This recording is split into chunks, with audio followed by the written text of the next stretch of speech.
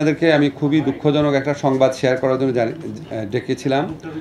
আপনারা সবাই জানেন যে আমরা যার সুচিকিৎসার এবং যার বেঁচে থাকার জন্য অধীর আগ্রহে অপেক্ষা করছিলাম, দোয়া করছিলাম।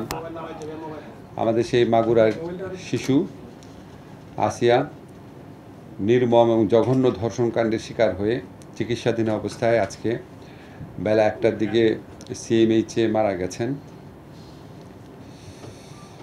আমাদের প্রধান উপদেষ্টা গভীর শোক জানিয়েছেন, এটার জন্য আমরা প্রত্যেকে শোকার্ত, কিন্তু এর মধ্যে আমাদের দায়িত্ব পালন করতে হবে।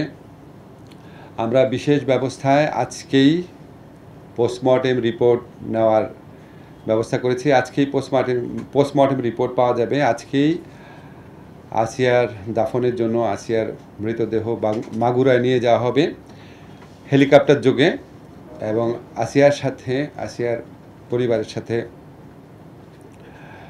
উপদেষ্টা পরিষদ এবং সরকারের পক্ষ থেকে আমাদের উপদেষ্টা ফরিদা আক্তার উনি উপস্থিত থাকবেন। উনি হেলিকপ্টারে করে যাবেন, অ্যাকম্পানি করবেন মাগুরাতে, দাফন পর্যন্ত থাকবেন।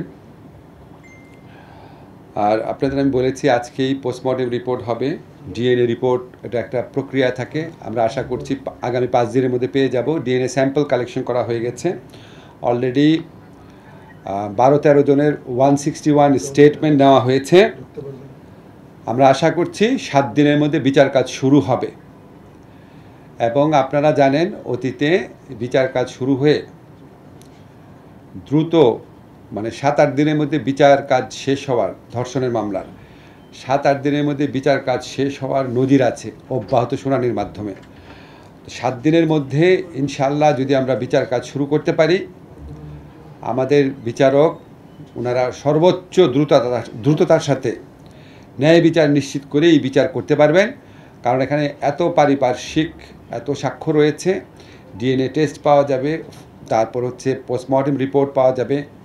ফলে আমরা আশা করছি খুব দ্রুততম সময়ে এই মামলার বিচার হবে এবং ইনশাআল্লাহ দোষী সাব্যস্ত হলে দৃষ্টান্তমূলক শাস্তি হবে।